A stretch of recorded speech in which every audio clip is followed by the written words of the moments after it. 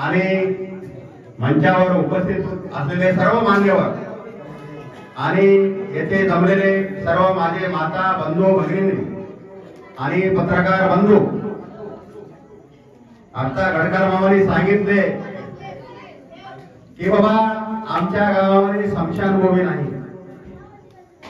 मित्रांनो, आपला देश स्वतंत्र होऊन 75 वर्षे झाले, पण आपली मानव जात अशी आहे की आपण काम काबाड करून सर्व काही करतो शेतात त्याच्यात, पण आपण जेव्हा वय संपत आकस्मिक मृत्यू होतो तर तेव्हा सुद्धा आपल्याला जाळण्यासाठी स्मशानभूमी नाही.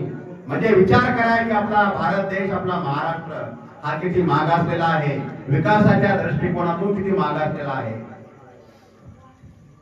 5 दिवसाखाली बांगलादेशमध्ये राजकीय भूकंप झाला, तुम्ही बघत असाल, टीव्हीवर चॅनलवर बघत असाल. तिथली त्या देशाची पंतप्रधान शेख हसीना, जे की त्यांचं साम्राज्य असं होतं की आजोबा पंजोबा लेक, पण साहेब जनतेच्या पुढे त्यांचा पूर्ण म्हणजे आता जनता पेटलेली आहे तिथं बांगलादेशमध्ये. आणि जेव्हा जनतेचा आक्रोश होतो ना, आणि तिथे आक्रोश झाला आणि त्या आक्रोशामुळे त्यांना त्यांचं स्वतःचं विमान, प्रायव्हेट विमान करून दुसऱ्या देशामध्ये पलायन करावं लागलं. म्हणजे हा जनतेचा आक्रोश आहे. आणि तोच आक्रोश आपल्या मतदारसंघामध्ये 2024 ला होणार आहे. मित्रांनो, डॉक्टर बाबासाहेब आंबेडकरांनी, छत्रपती शिवाजी महाराजांनी, बसवेश्वर महाराज, आरक्षणाचे जनक शाहू फुले आंबेडकर यांनी सांगितलं, आपल्या संविधानामध्ये सांगितलं की बाबा आमच्या देशामध्ये सर्व गोरगरीब लोक हे सत्तेवर राहायला पाहिजे. पण तुम्ही बघता 75 वर्ष झालं आपल्या मतदारसंघामध्ये तेच लोक आमदार होतात.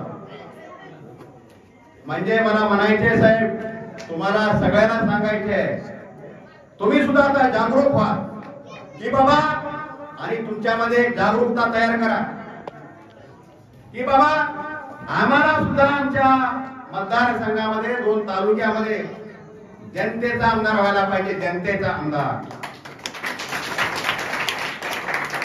जनतेचा आमदार म्हणजे कसं, हात वर केलं, साहेब माझं हे काम आहे, साहेब माझं हे काम आहे, तर तुमचं ते काम लागलीच काम व्हायला पाहिजे.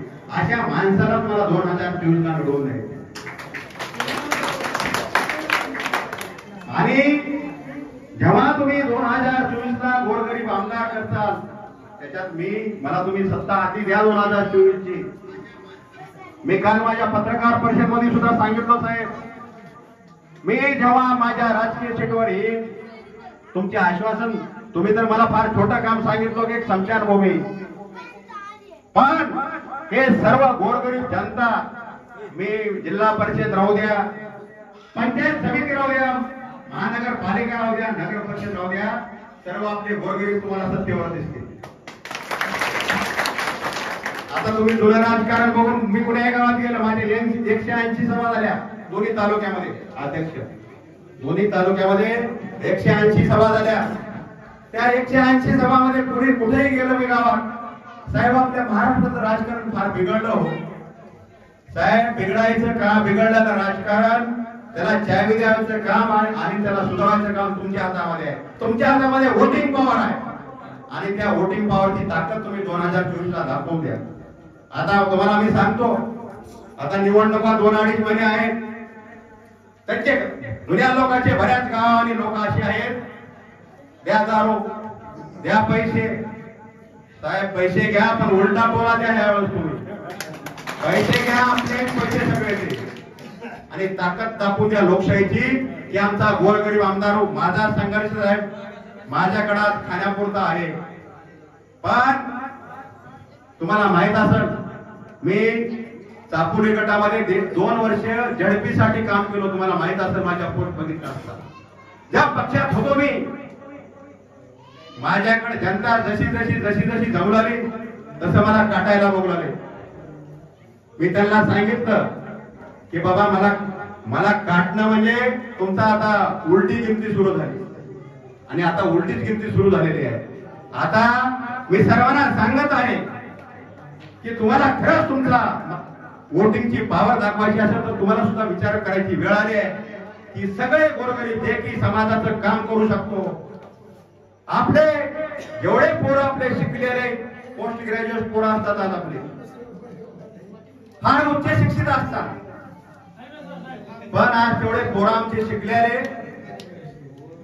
आमचे शिकलेले पोरं सुद्धा आज कुठेतरी बेकारी म्हणून कोणाच्या तरी शेतात कामाला जावं लागतं. का तर आपण सुद्धा साहेब कुठेतरी चुकतो की आपल्या मतदारसंघामध्ये म्हणा किंवा आपल्या जे आपल्या राजकीय सीट आहेत त्या टायमाला तुम्ही योग्य विचार करा. हे तुमचं किमती मतदान चांगल्या माणसाला द्या. चांगल्या माणसाचे विचार बघा. तो माणूस समाजासाठी चांगला आहे का? आमच्या आया बहिणीचं दुःख जाणणारा आहे का? आपण आजही 350 वर्षानं छत्रपती शिवाजी महाराजांचं स्वराज्य म्हणतो का? त्यांनी सर्व जाती धर्मासाठी त्यांनी काम केले आणि जास्तीत जास्त सर्व जाती धर्माचे लोक हे माझे कसे आनंदित राहतील म्हणून आपण त्यांचं आज 350 वर्षानं मी स्वराज्याचं नाव काढतो. आणि असंच स्वराज्य आपल्या मतदारसंघात 2024 ला करायचे आहे. स्वराज्य म्हणजे जनतेचं स्वराज्य आणि ते तुम्हाला करून दाखवायचे आहे. आता येतं तुमच्याकडे मला करा करतो म्हणा, करतो तुम्ही फार कामं केले. आज बघा तुमच्या गावामध्ये रस्त्याची काय अवस्था आहे. सरपंच हे तुम्हाला बोलणार नाही. रस्त्याची काय अवस्था आहे. कुण्याही गावात गेलं की 100ची तिथं डीपी आहे, तिथं 500चा रोड आहे. कितीचा? ते डीपीचा ना कुणाला लाईट मिळणार. कुण्या गावात गेलं हे मोबाईलचं नेटवर्क गेलं. साहेब एक लेटर दिलं तर प्रत्येक गावानं आपला मोबाईल टावर बसलं. प्रत्येक गावामध्ये एक लेटरचं काम आहे की माझ्या मतदारसंघामध्ये आमचे पोरं हे आज कसं आहे, पोरं आपले शिकलेले पोरं आहेत, त्यांना आज कॉम्प्युटर लागाले, वायफाय लागाले, नेटची स्पीड लागली आहे 5G ची. या सगळ्या धोरणा आपल्याला जर आपल्या मतदारसंघाची आखायची असतील तर तुम्हाला सुद्धा तुमच्यातला गोरगरीब माणूस सत्तेवर आणावा लागेल. मित्रांनो, जेव्हा मला तुम्ही पॉवर आपल्या हाती देताल, मी तुम्हाला सांगितलं आता सगळे गोरगरीब लोक सत्तेवर दिसणार आहे तुम्हाला 2024च्या नंतर. माझं 2024 ला काम बघा. 5 वर्ष तुम्हाला परीक्षा घ्यायची आहे माझी.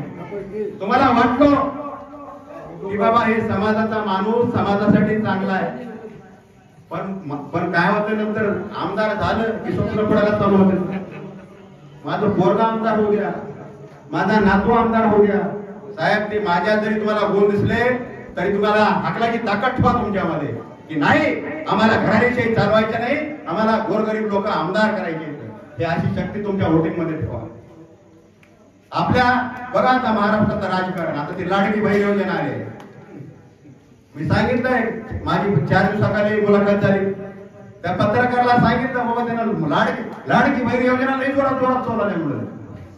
मी त्या पत्रकाराला सांगितलं लाडकी बहीण योजना आणली, तुमचं स्वागत आहे, पण आता निवडणुकीच्या अगोदरच का आणली 2 महिने? जर तुमची लाडकी बहीण तुम्हाला खरंच सक्षम बनवायची असेल, तुमच्या लाडकी बहिणीचा संसार आनंदात चालायचा असेल तर तुम्ही त्याला एका वर्षाला 1500 रुपये काय जाईल, महिन्याला वर्षाचे 18,000 रुपये होतात. 90,000 रुपये एका त्या महिलेच्या नावावर टाकून द्या. काय दिनात करणार? आता निवडणूक आले. आता काल परवा अजित पवारची तुम्ही मुलाखत बघितला असता, युट्यूबला पडल्या बघा. एका महिन्याने विचारली तुम्ही लाडकी बहीण योजना काढले खरं आहे, पण हे योजना चालू नका का? त्या पट्ट्याने काय उत्तर दिलं, मला सत्तेवर बसवा, मी लाडकी बहीण चालू. म्हणजे फक्त जनतेची दिशाभूल करायची. आता तुम्ही तुमची दिशाभूल करून घेऊ नका. मी जरी दिशाभूल करून आलो, मला वाटलं की तुमची दिशाभूल करायचं तुम्ही ओळखायला शिका, त्याच्यात मी पण आलो. आणि दिशाभूल करून घेऊन 5 वर्ष वनवास भोगू नका. आता तुम्हाला तुमचे लेकरं बाळ खरंच संसारात आणायचा असेल तर तुम्हाला सुद्धा सक्षम बनावं लागेल. आता बरेच तुम्हाला सांगतो, हे माझी आजची सभा आहे, मी नंतर तुमच्या गावात येईन किंवा नाही येणार, मोठ्या मोठ्या सभा होणार आहेत पुन्हा. पण साहेब आणखी तुम्हाला सांगतो, निवडणुकीच्या टायमाला मी आता उत्तमराव वाघची ताकद वाढली आपल्या मतदारसंघामध्ये. तर काय करतात, हे डमी उमेदवाराला अर्ज आपलं फॉर्म भरायला सांगतात.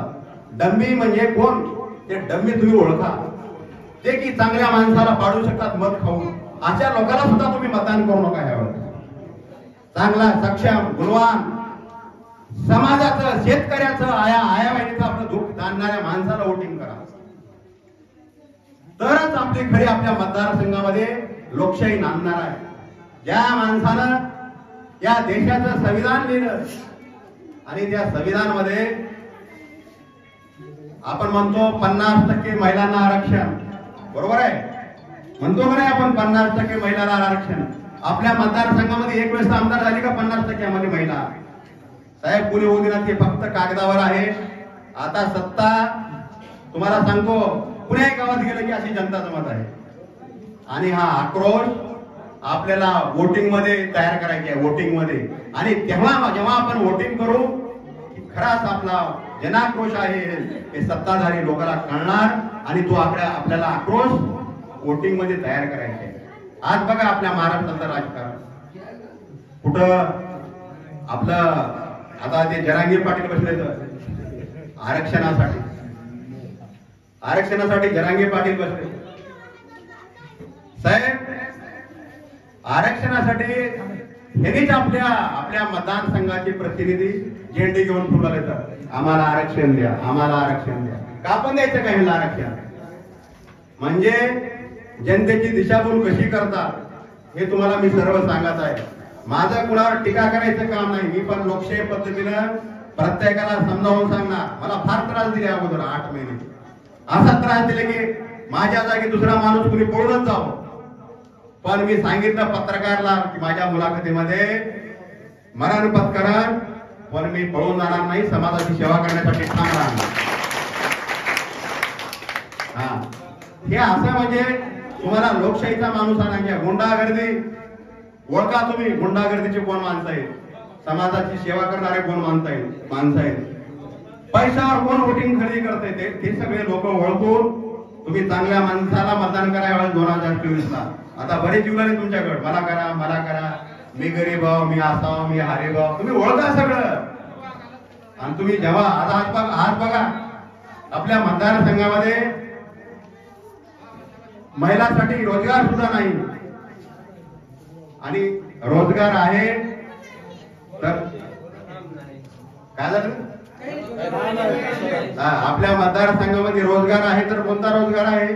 आपल्या आया बहिणी कुणाच्या तरी शेतात कामाला जायचं, रोजाना 200, 250, 300 हाजरी घेऊन यायची आणि आपला उदरनिर्वाह करायचा, हा रोजगार आहे. रोजगार म्हणजे कसा पाहिजे आपल्या मतदारसंघामध्ये? एमआयडीसी एरिया, जे की नवरा बायको कामाला गेल्यानंतर महिन्याला 25 ते 30 हजार रुपये मिळायला पाहिजे आणि घर चालवून आपले लेकरं बाळ शिकवायला पाहिजे. पण हे असं नाही. आपल्याला आज शेतकरी आनंदात पाहिजे असेल तर शेतीमालाला भाव नाही. एकीकडे ते पंतप्रधानांनी त्याचे 500 रुपये येतात, एकीकडे असं द्यायचं, इकडून त्याच्या डबल घेऊन जायचं. हे सरकारची दिशाभूल आहे. आता तुम्ही काल परवा बघितलो 400 पार म्हणून लागते, पण जनतेच्या पुढे 400 पार होत नाही ना, काही होत नाही. तुमच्या मनात आलं तर 400 पार होत आहे, आम्ही म्हणून चालत नाही 400 पार होणार आहे, 542 पार होणार आहे, हे असं होत नाही. आता तुम्हाला विचार करायचे आहे की बाबा आमच्या मतदारसंघामध्ये येणारा आमदार हा जनतेसाठी, जनतेच्या आनंदासाठी निवडून द्यायचे, जनतेच्या आनंदासाठी. आपले पोरं पोस्ट ग्रॅज्युएट असतात पण त्यांना रोजगार नाही, म्हणजे कोणतंच धोरण नाही आपल्या महाराष्ट्रामध्ये, सरकारमध्ये.